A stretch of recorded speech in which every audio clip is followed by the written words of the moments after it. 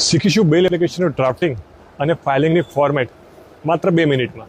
સૌથી પ્રથમ શીખીશું આપણે ડ્રાફ્ટિંગ માટેનું બેલ એપ્લિકેશન, જેમાં સૌથી પહેલાં આવશે કઈ કોર્ટમાં બેલ એપ્લિકેશન ફાઇલ થાય છે એની ડિટેલ્સ, સાથે સાથે કયા કાયદેકીય પ્રોવિઝન અંડર આપ આગોતરા ફાઇલ કરો છો, રેગ્યુલર ફાઇલ કરો છો એની પ્રોસેસ, અને સાથે નીચેના કોલમમાં આપણે કયા ગુના નંબરમાં આ બેલ એપ્લિકેશન ફાઇલ થઈ રહી છે એ લખવાનું છે.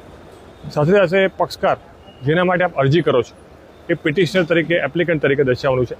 ઓપનન્ટમાં જો સરકારે ફરિયાદ કરી હોય એની ડિટેલ આવશે, અને નીચે પિટિશન શેના માટેની છે એની ડિટેલ પિટિશન ફોર્મમાં લખવાની રહેશે. બીજા પેરામાં આપણે ફેક્ટ્સ લખવાની રહેશે કે કેસના ફેક્ટ્સ શું હતા, અને જો ફેક્ટ્સ બહુ લાંબી હોય તો આપ એની કોપી એટેચ છે એવું સ્ટેટમેન્ટ કરી શકો છો. મહત્વપૂર્ણ મુદ્દો એ રહેશે કે કયા ગ્રાઉન્ડ્સ ઉપર આપ બેલ માગો છો એ તમામ ગ્રાઉન્ડ્સ આપણે પિટિશનમાં લખવાના છે પોઈન્ટ વાઇઝ. અને નેક્સ્ટ પેજ ઉપર આપણે સ્ટેટમેન્ટ કરવાનું છે કે અન્ય કોઈ કોર્ટમાં બેલ ફાઇલ થઈ છે કે નહીં એના માટેનું.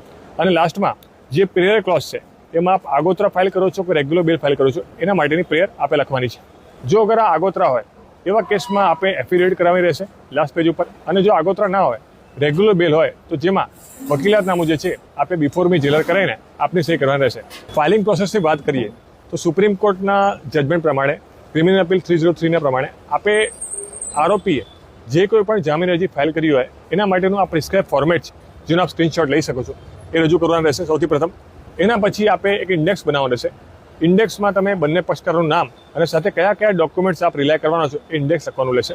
એના પછી જ આપણું જે બેલ એપ્લિકેશન જે મેમો છે એ આપણે એટેચ કરવાનો છે. અને એની સાથે મેમો પછી આપણે એક એટેચમેન્ટ લિસ્ટ બનાવવાનું છે. જે એટેચમેન્ટ લિસ્ટમાં આપણે જે જામીન અરજી સાથેની એફઆઈઆર જે હોય એ સાથે તમારે જે બીજા કોઈ દસ્તાવેજ જે રજૂ કરવાના એ તમામ દસ્તાવેજો સાથે એટેચ કરવાના રહેશે.